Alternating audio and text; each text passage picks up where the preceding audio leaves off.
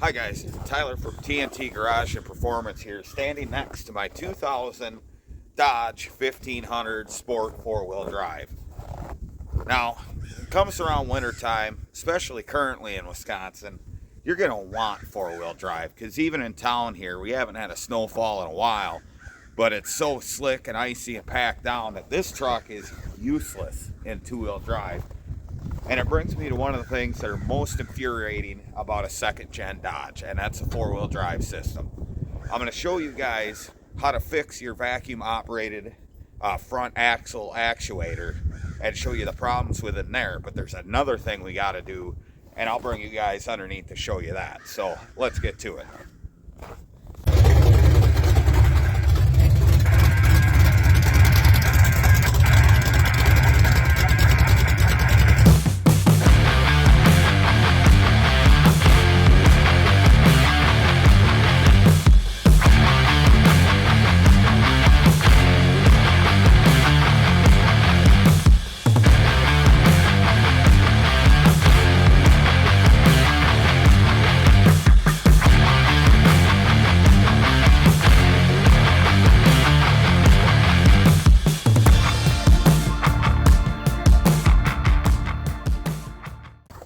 All right, let's get underneath and show you what we got going on here. So when I got this truck out of storage, I heard a small squeak coming from the front end. I figured I had a U-joint going bad. And here's the problem, is one of the U-joint caps welded itself to the U-joint, wasn't spinning, and it ended up destroying the tab that holds the U-joint cap in the yoke, keeps it from pushing out. And then of course we had a bolt break. So we're gonna have to address this. Obviously I've got a new U-joint for the front drive shaft, but instead of laying out here and fixing it in the driveway, we are gonna just remove the yoke and take it in the garage with us. Now, when you're pulling the yoke off of something like this, it's ideal to take a paint marker and paint a stripe so you know where the nut goes back. I'm not going to do that because I don't have a paint marker right now, and I'm kind of over the cold, so let's see if we can.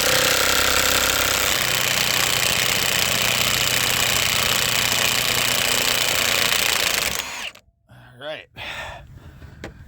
Got the axle nut off. That's safely in the socket. Should be able to tap the yoke out of the front end. Of course, this would be the same thing you do, say, if you were changing a pinion seal as well, which this truck doesn't need.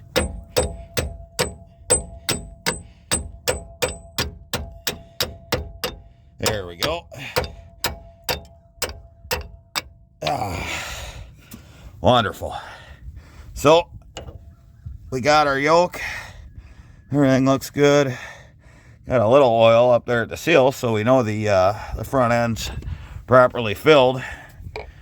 So let's get ourselves in the garage, get this yoke taken care of, and then I'll show you guys how to address your front actuator if it's not locking or unlocking, which is pretty common on these trucks. Even a lower mileage example like this one, which still has under 110,000 miles on it. So let's get out of the cold. Hopefully the heater's working good inside. All right. Well, first thing we got to do is get that froze bolt out. So get my welder set up, and see if we can bust a nut on that and get this repaired. Hopefully my whip doesn't act up big.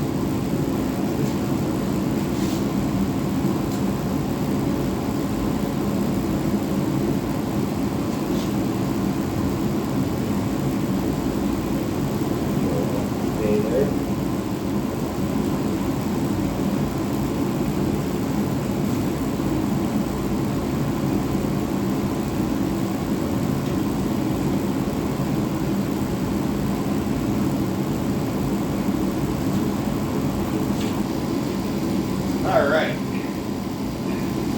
let's try this again. Put our welder on.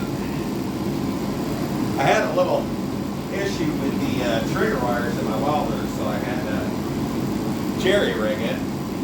Let's see if we can get her to burn now. Nope, too much.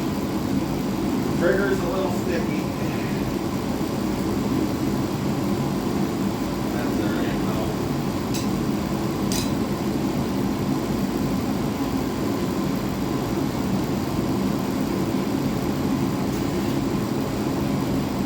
We got a good enough ground.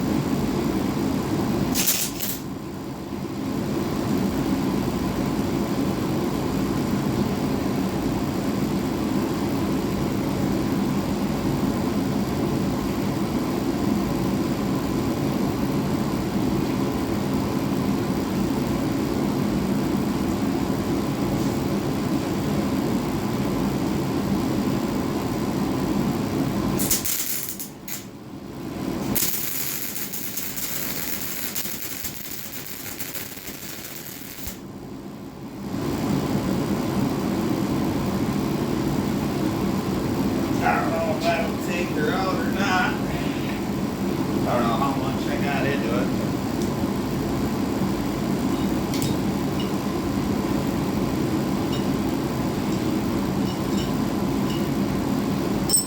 Find the right wrench.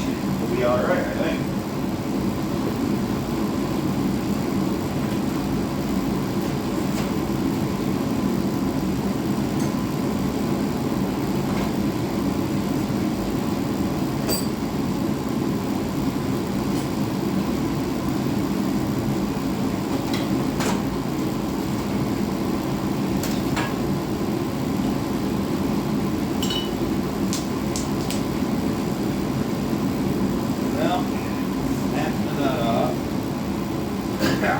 Try her again.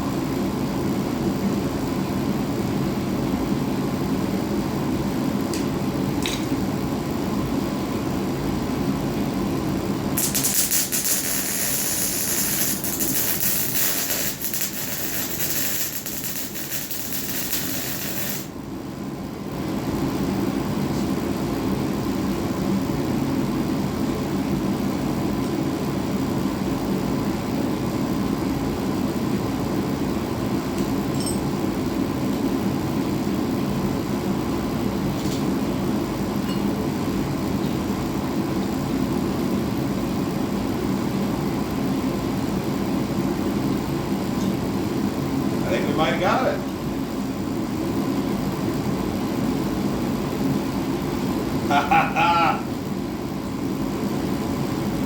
Well, we got it out a little bit broken again, but we're making progress, so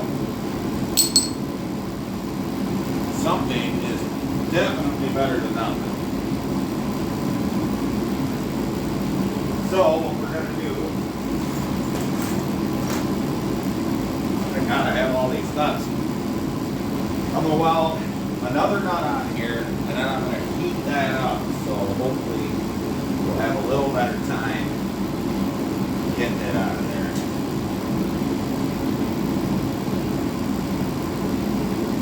Now that we actually have some of the bolts sticking out.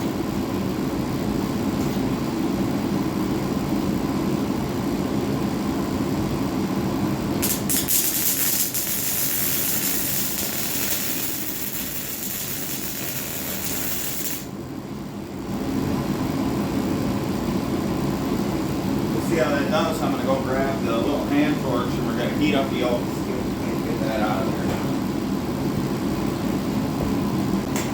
Their hand torch set up.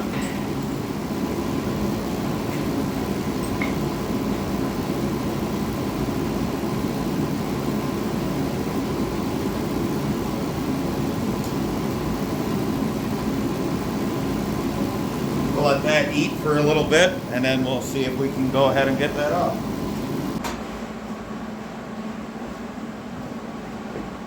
Okay. See if that's enough to help us remove this guy. The world's crappiest ratchet.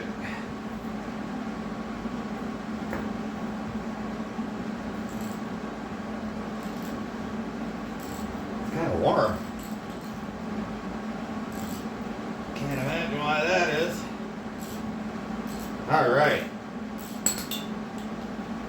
Well, we extracted the broken bolt. Sometimes it just takes a little can-do attitude.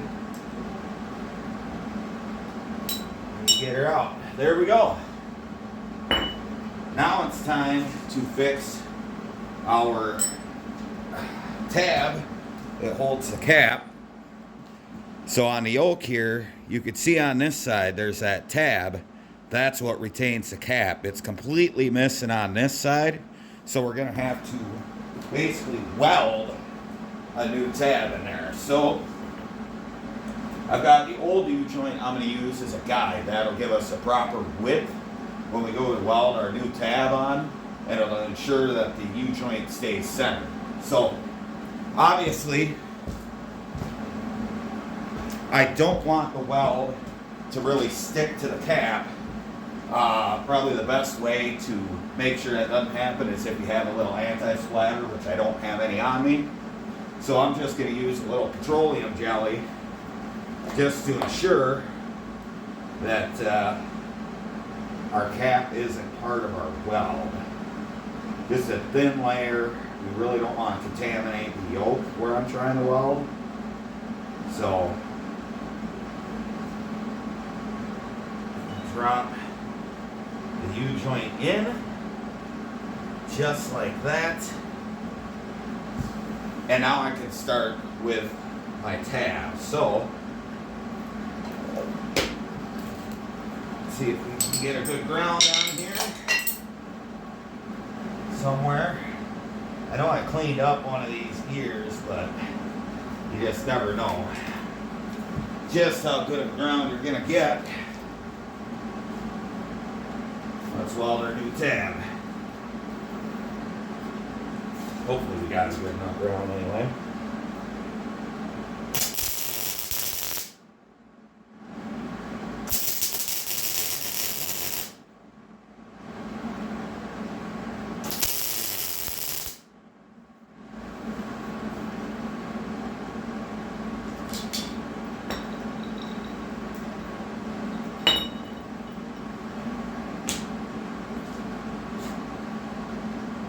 There we go. Hopefully that's strong enough, hot enough. I'm going to let it cool down a little bit and whack it with a hammer just to ensure it's not just going to break off and then we spit the cap out anyway. But while that's cooling off, I'm going to find another bolt, which I know I've got some around here from the parts truck, so let's have a look. Well, I found 4 of them.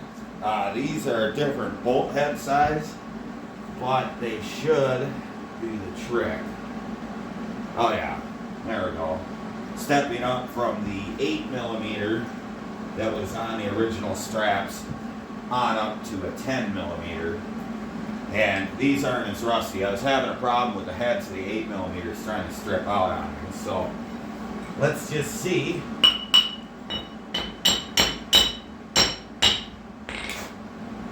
Yeah, I think that'll hold the cap. It's not pretty, but you can see it's just enough to maintain that cap in there. See, this one isn't real tall either. Just a little bit on there. Probably should just replace the yoke, but that's something that'll come if I have an issue with this one. And there we go. So we can go back outside. I'm going to let this cool down so I can handle it a little easier.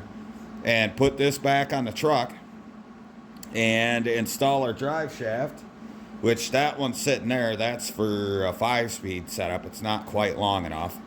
So I have a new U-joint and the proper drive shaft, and we'll go ahead, get this tossed in, and we'll get our 4-wheel drive back.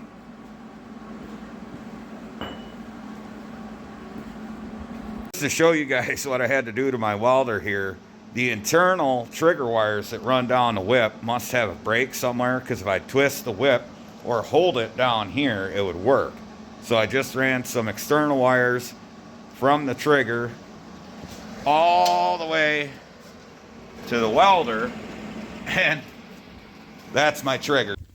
All right, well, now that we're back out here, get my nut out of my socket, we can go ahead and get our yoke back into place.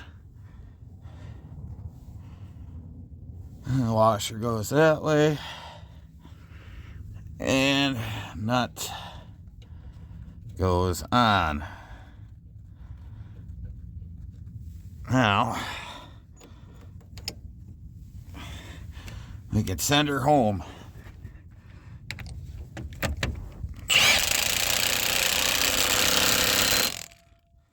That should be good. Usually, yeah, torque them, but just run her down to the crush washer. Try not to crush it any further, or you'll change your bearing preload. Now it's time to grab a drive shaft to put that back in, so that'll be fun.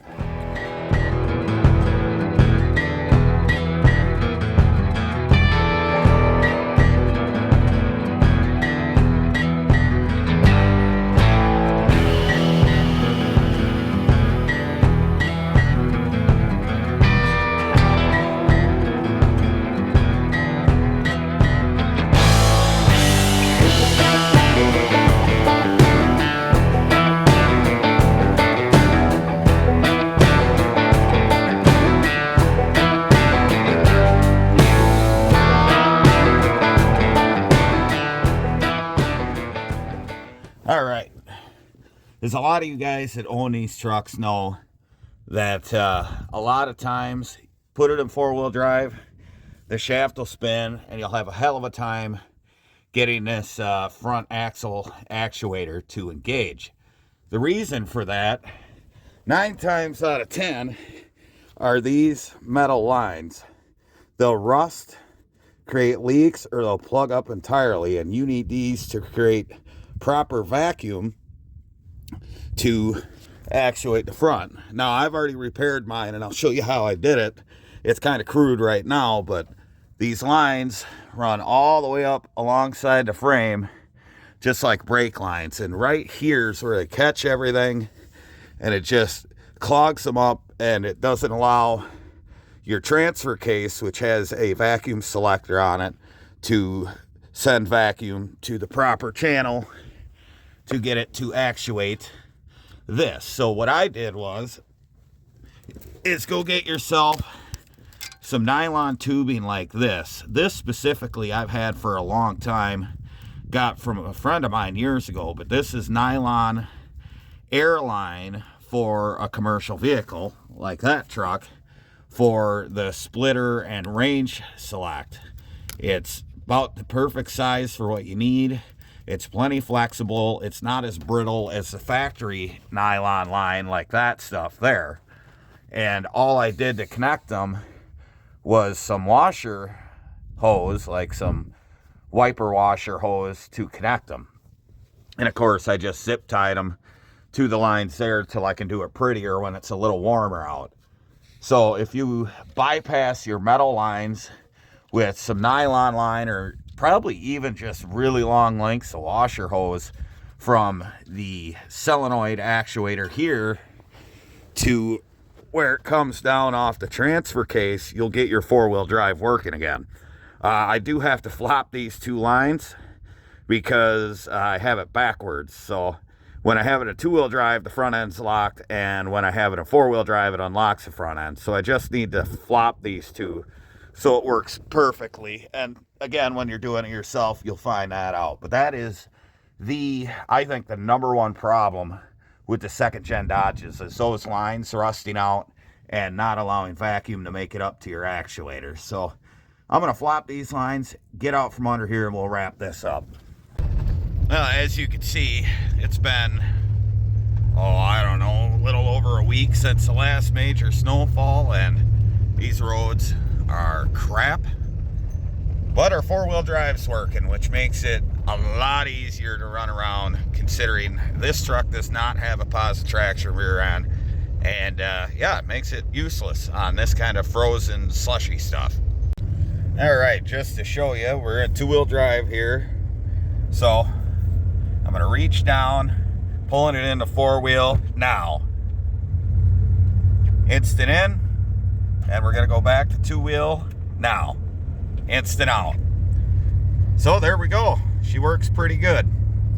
Nice to have when the roads look like this almost everywhere but the main highways. Well, as you can see, we combated the second gen Dodge four-wheel drive system issue. It works great, almost instant in, instant out, works just the way it should. And well, I guess just remember, you can find me and all of my projects here on T.N.T. Garage and Performance on YouTube. You can also find me at T.N.T. Garage and Performance on Facebook and T.N.T. Garage and Performance on Instagram. Go ahead, like, share, subscribe. We'll have another video coming soon. And remember, if it ain't broke, fix it till it is.